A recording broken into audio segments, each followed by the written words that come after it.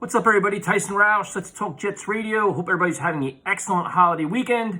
We are 1 week away from Jets Panthers, and honestly, I can't wait. A lot of excitement about this New York Jets team, and rightfully so. Probably one of the youngest teams in the NFL, but will be a lot of fun to watch. Coach Saleh and his group, and see what they bring to the table, and Zach Wilson.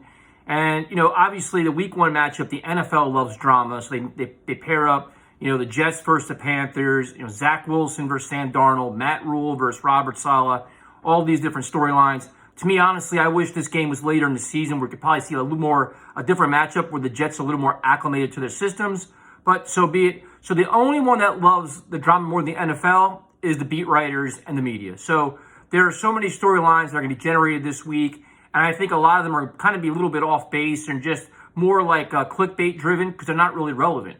So the first one, obviously, is Sam Darnold versus Zach Wilson. How, this is, how Zach Wilson has to, make his mark and make his statement versus, the former quarterback and all these different storylines about Zach Wilson. And it's like the comparison between Darnold and Wilson right now is you can't even do it. You have a quarterback going into year 4 versus a rookie quarterback going into his first game of his NFL career. Apples and oranges on so many different levels. So if Sam Darnold throws for 300 yards and Zach Wilson throws for 150, it means nothing. If vice versa doesn't mean anything. The game is a first step for Zach Wilson, and for Sam Darnold, it is, to be honest with you, there's a lot more pressure on him. The Carolina Panthers doubled down with Sam Darnold. They traded for him, which they gave up draft compensation. They picked up his option, so which they said, we don't want to draft a quarterback. We don't want any other veteran free agents. We want to take this guy and make him our guy for the next 2 years. So there's a tremendous amount of pressure on Sam Darnold to get off to a good start and kind of start showing the Panthers that what they gave up was worth it. In terms of Zach Wilson, you just want to see him play in control, run the offense, get in sync, and try to have a productive day.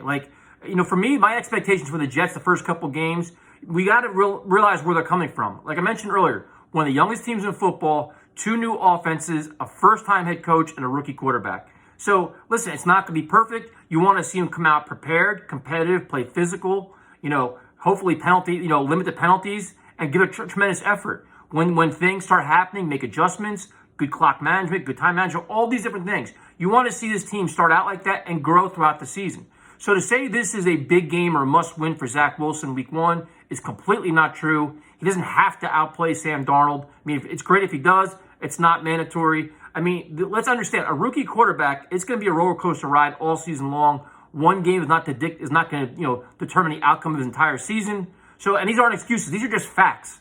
17-game season. Week 1, it's not a must-win for Zach Wilson. If anything, there's some pressure on the Carolina Panthers and Sam Darnold to get the win. The other thing is, the Jets as an organization, it's a must-win for them to make a statement to say, they're going in the right direction. Again, this is not a must-win for the Jets. This is a rebuilding team. You want to see a lot of good things. As the season plays out, week 13, 14, 15, you want to see the team play strong at the end, show a lot of improvement, show a lot of consistency, so, creative play calling, all these different things. Week 1 is not mandatory, man. You could already see it. And then there's the whole, did the Jets make a mistake with Matt Rule and all these different things? Everybody's got to move on from that as well. What happens, happens. If anything, and I know the other story is going to be the whole Robbie Anderson thing. Now, that is a stain on Joe Douglas because, when the Jets didn't pay Robbie Anderson, they went out and quickly got, Perryman, and that was a complete colossal disaster. Waste of money, waste of time, and everything else.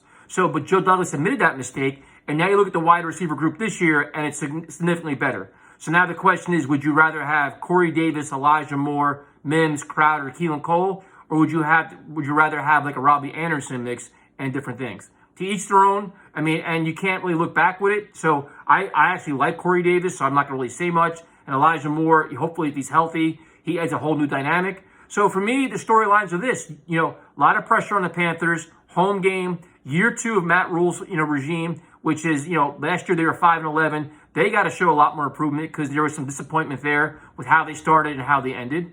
And that's about it. So it'll be interesting to see how everybody reacts to these stories. But as a Jet fan, want to see a competitive game. We're all going down there. It should be fun, and let the chips fall where they may. But any must-win scenario for this team, I think, is utterly ridiculous, and there is no pressure on Zach Wilson whatsoever.